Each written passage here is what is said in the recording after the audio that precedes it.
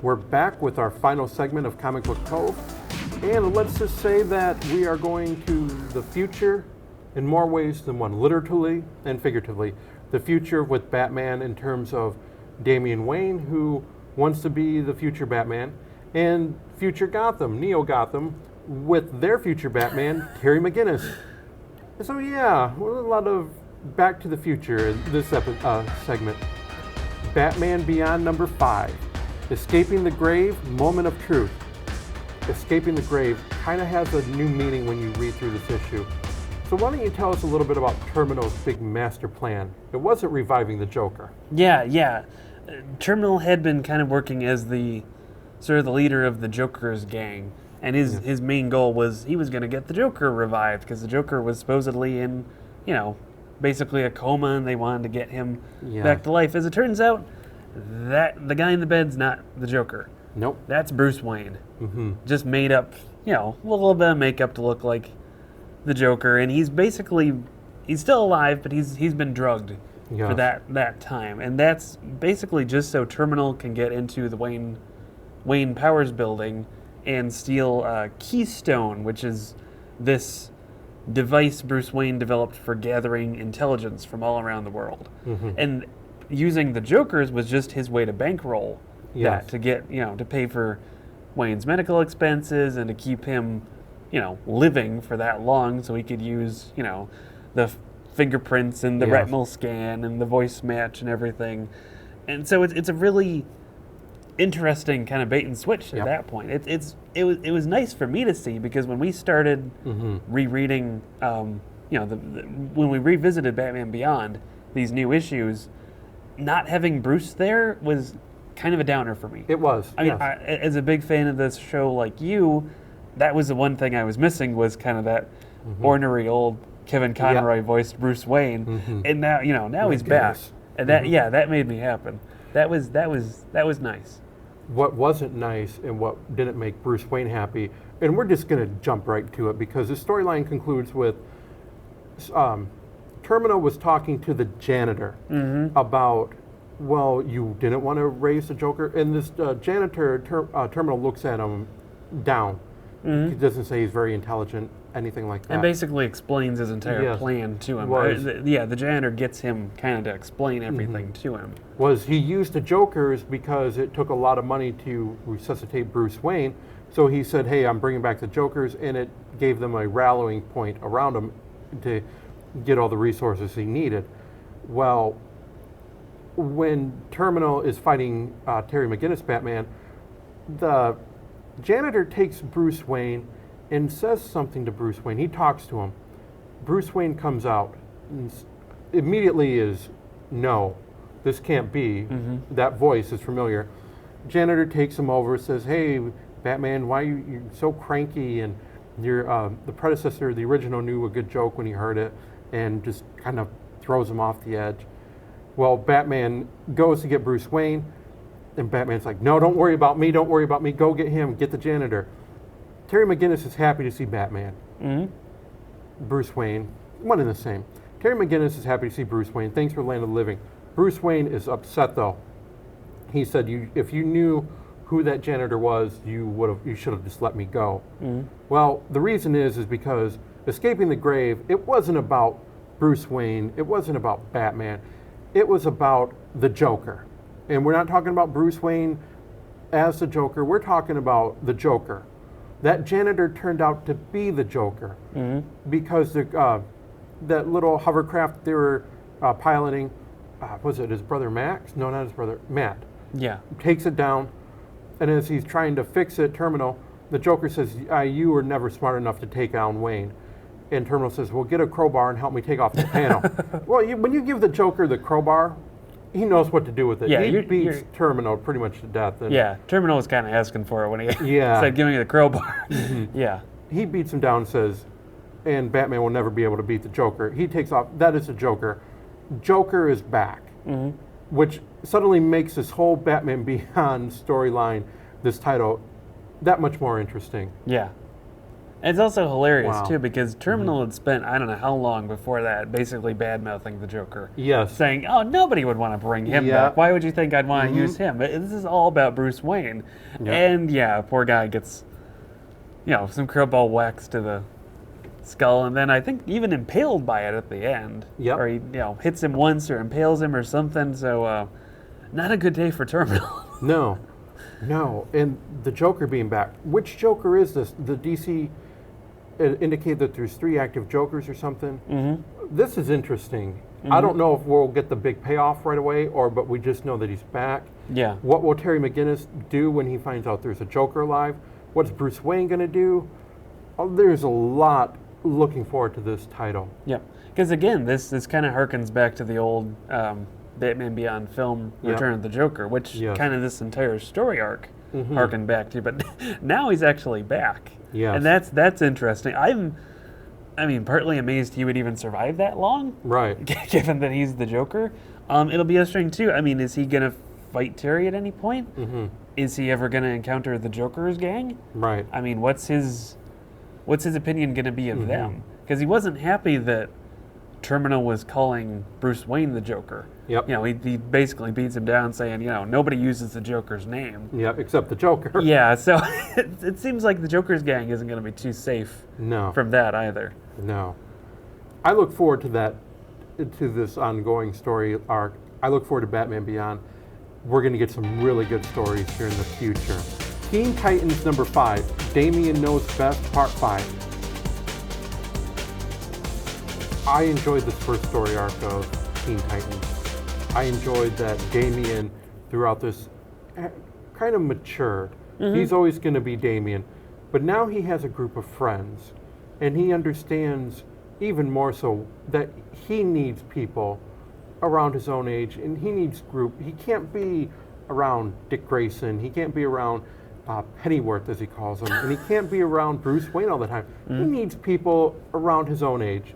And I think this is what Teen Titans sets him up for. Yeah, it's almost safer to say he's mellowed a little bit. Because Damian's a very mature kid. I mean, he's kind of a grown-up in a kid's body. Right. Almost. With maybe a few little, kid tendencies like a Cheese Viking, which we haven't seen him play for quite a while. But it is interesting, too, that when they're fighting the Demon's Fist for that last time, Damian manages to get them to stand down by revealing their origins to him. Yes. He says, you all were abducted as children, and he knows exactly where they came from. He knows all these facts about their history, which is, I would assume, probably stuff he looked up probably working with Batman. I mean, that's probably a side thing on the Bat computer he had working, and that's what he uses to get them to stand down, is he says, every assassin is supposed to get ready for, they're supposed to dig their own grave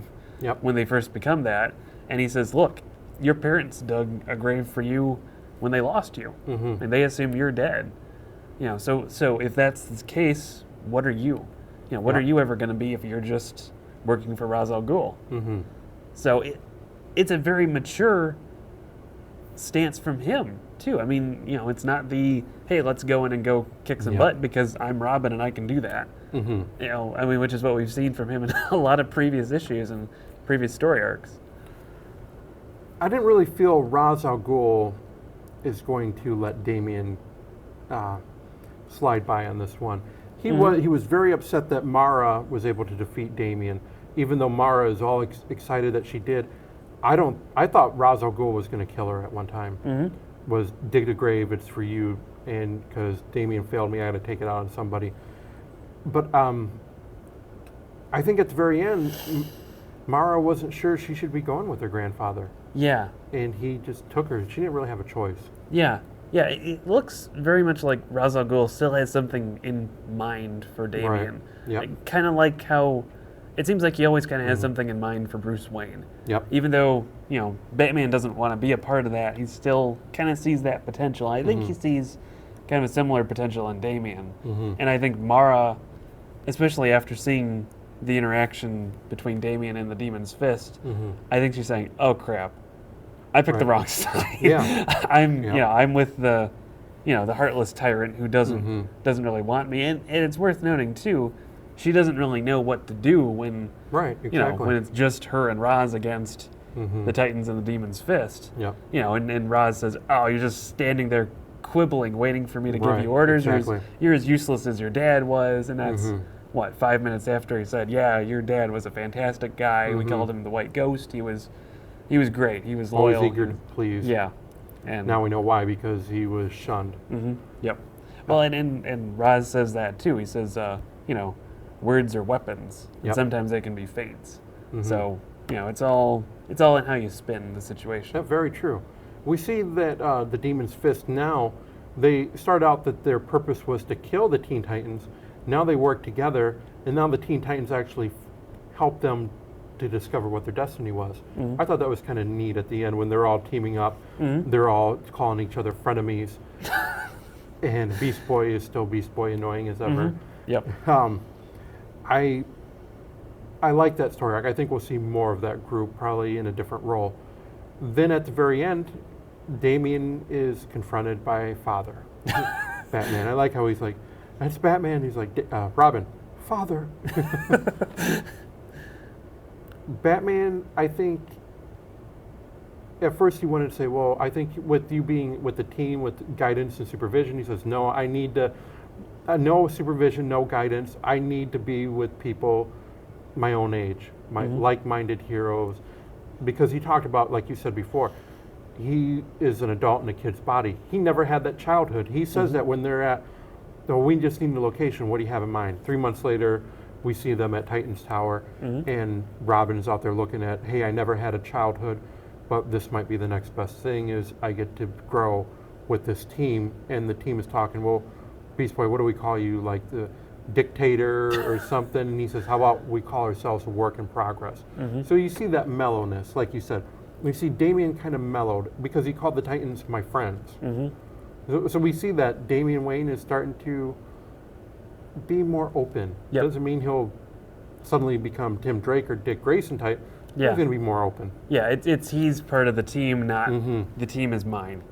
Yeah, kind of the typical, or previously typical entitled Damian motif. Yeah, and it's interesting too because when Batman confronts him, Batman starts out by saying, why didn't you contact me if you're going to go straight to Ra's al Ghul?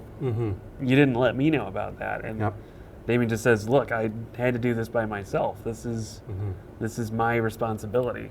So I think that earns him a lot of points in Batman's eyes, too.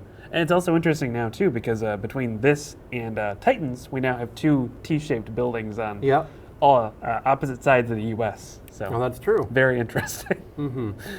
Very true. The next episode, next issue of Titans, tell us a little bit what that might be. Well, the teaser for this says the 6th Titan, and that sounds like they're going to be getting another member. When we had Tim Drake died and the previous team, the New 52 Titans, broke up, we had Wonder Girl left, Bunker left, and Power Girl all left. It makes me wonder, could one of them be coming back? The other name that has been kind of floating through my mind this entire time has been Superboy. Well, specifically the Con-El/Connor Kent Superboy, the one we know from the 90s. Who was in the New 52. We haven't seen him at all in DC Rebirth, to my knowledge. So it makes me wonder who's going to come in and what role are they going to play, too. Very true. I like this Teen Titans story arc. I like the Teen Titans title. I think we're definitely going to see a different side of Damian Wayne as these issues go on. We're going to see some familiar stories told in a different way because we have Raven, who is a Teen Titan mainstay. We have Starfire, Teen Titan mainstay. We have Beast Boy. But now we have Robin, Damian Wayne, and we have New 52 Wally West, which is new to this. So we're going to see a lot of different dynamics as this title goes. So I think it will be familiar, but yet it's going to be fresh and it's going to be fun. I definitely believe that. That wraps up this episode of Comic Book Cove. And as always, Josh, what was your thoughts after you read all these titles? It's always fun to see the new takes on things we already know. They didn't really introduce that much new in any of these issues. I mean, it was all either villains we knew or villains we had to look up online, right? But all being used in different ways, and that's nice to see in DC Comics. That's what keeps us going. Is how are you going to use that differently next time? I agree with you. It's not that fact that they're totally revamped to the point where we don't recognize them. It's that they are used in different ways and they keep the history about them. And we don't have to say, well, this doesn't feel like our heroes and villains, our characters that we've read. I feel that they're still the same characters. They now are putting them to where you know where they've been and you want to know where they're going. I definitely think that. Yep. And as always, if you have any comments or questions on what you want to see, drop us a line at our Facebook and YouTube site, Delve Into the Void. For this episode of Comic Book Cove, this is Josh Holderbaum, this is Lady Margot Elise, and I'm Tom Morris, and I guess we'll see them next episode of Comic Book Cove. Until then, keep reading, keep enjoying pop culture. We'll see you next time.